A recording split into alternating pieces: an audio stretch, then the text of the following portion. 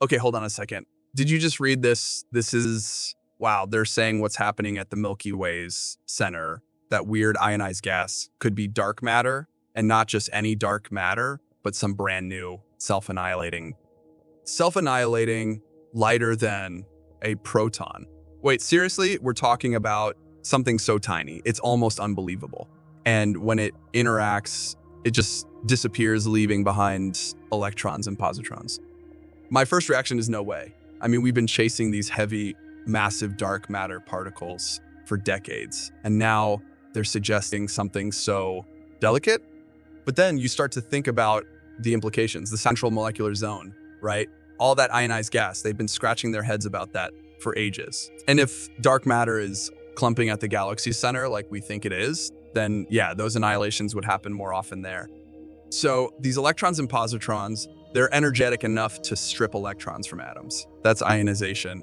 Okay, I get it. But is it enough?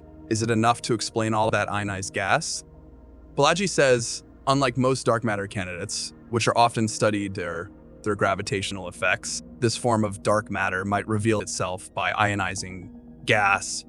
That's the key, isn't it? We've been so focused on gravity, on how dark matter pulls and shapes things. But what if it's also changing things chemically? It's like we've been looking at a painting through a telescope, and now we're finally seeing the brushstrokes up close. Wait, this isn't just about the CMZ. If this is happening there, it's probably happening everywhere. Dark matter interacting with regular matter, changing the chemistry of the universe.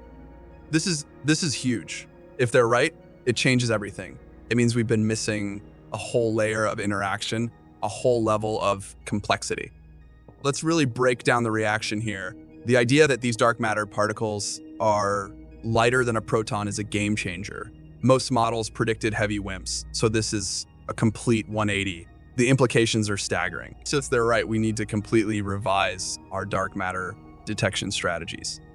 And the self-annihilation aspect, that's another curveball. We're used to dark matter being weakly interacting, but now it seems they can interact strongly enough to destroy each other. This means we might have to consider new types of dark matter interactions, ones we haven't even thought of yet.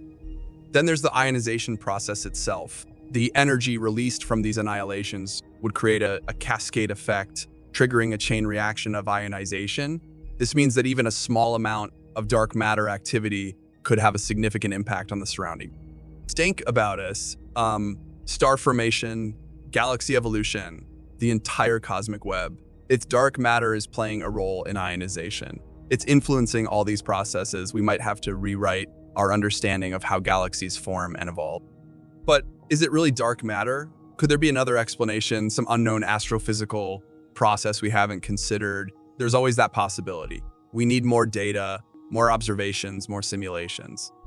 Still, the idea that dark matter could be this light. This interactive, it's incredibly exciting. It opens up a whole new realm of possibilities. It's like we've been looking for a needle in a haystack, and suddenly we've found a whole new type of needle. This is going to spark so much debate, so much research. It's going to be interesting to see how this unfolds. I'm definitely going to keep an eye on this. What do you guys think of this?